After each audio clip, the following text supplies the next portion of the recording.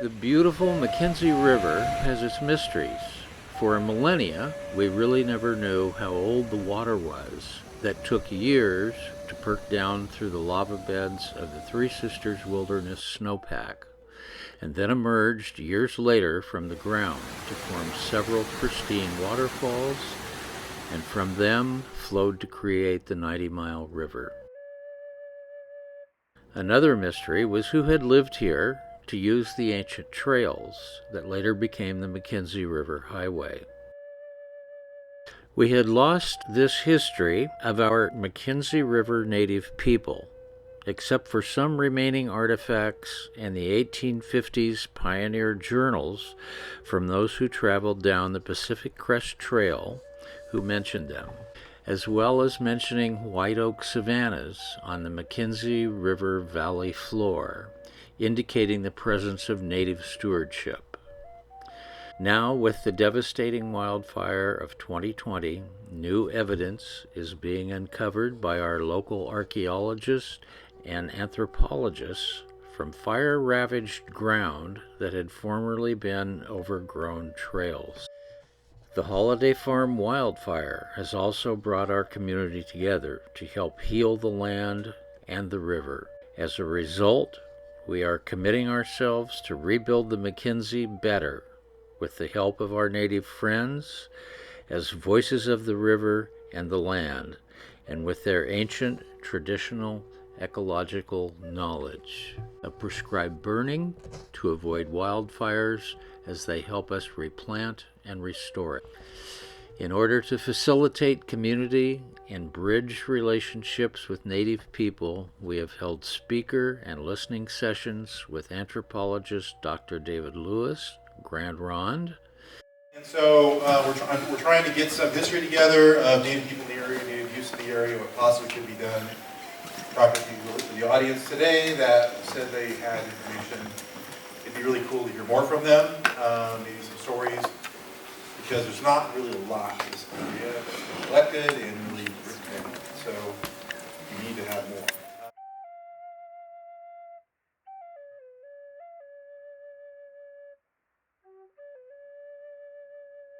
That's what, when we talk about ancient people in Oregon and who was here on the McKenzie drainage and when they could have been here, these are things that you need to think about, is that we have a record of people being here for 18,000 years ago, 17 to 18,000 years ago. So people have been here a long time, and Oregon has been one of the best places to look at the human past.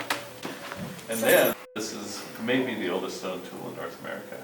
Right here. This may be the oldest stone tool in North America. This is the one that was found underneath that 18,000-year-old camel tooth. So, I'm going to keep this up here. You're welcome to come look at it. This one doesn't get passed around. And this had bison blood on it. Wow. Thank you.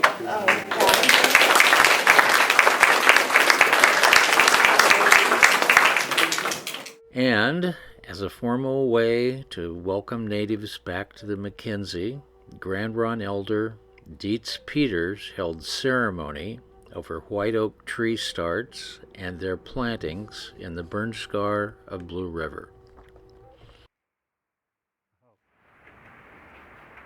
For anybody who wants to participate in this blessing, come on up. We'll get you some tobacco and you can offer your prayers as well. Come on in. Yeah.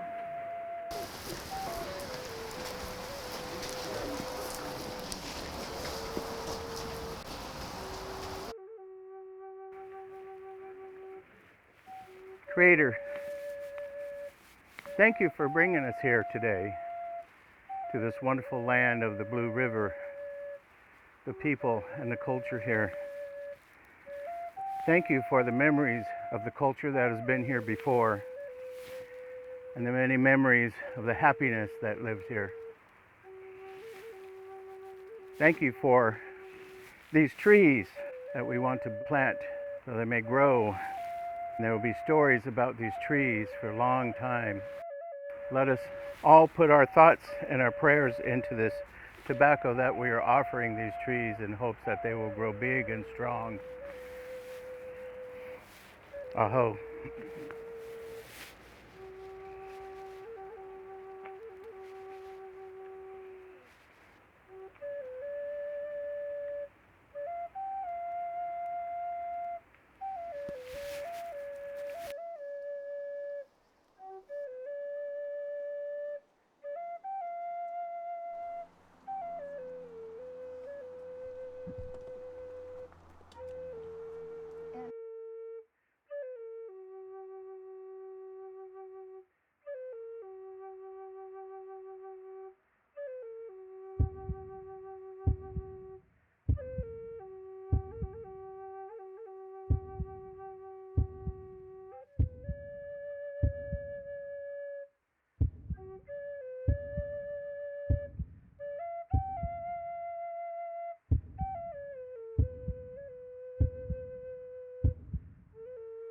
Okay, everybody put your hand up and say I and put the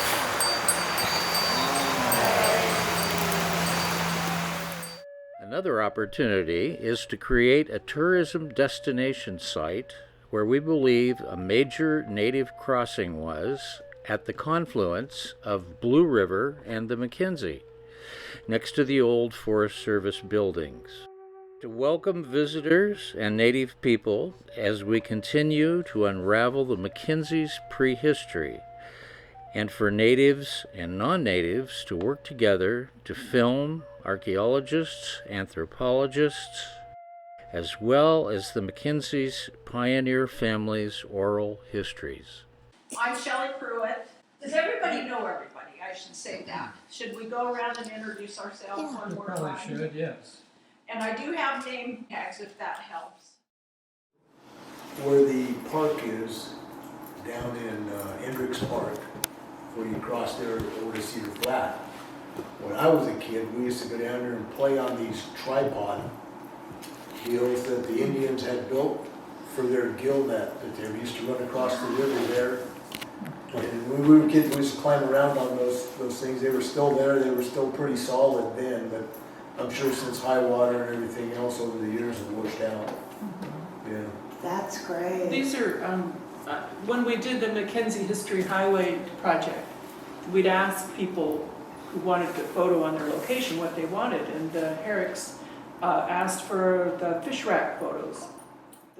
Then we plan to create a 3-day native encampment with Dietz Peters for people to experience our native McKenzie firsthand on the river and on the land. To better understand our culture for our communities around, there needs to be more information about what we do as a culture. And so by providing those things, it helps the community better understand why we do what we do. We welcome everyone to come join us as we explore the McKenzie River's history via drift boat, mountain bike trail, photography, paintings, and/or film, in order to not only discover our history, but to record the hidden treasures of the McKenzie River, as well as its arts and crafts, music, movies, and timeless Native American culture, so that someday we may be able to tell the whole world about our river of stories since the beginning of time together.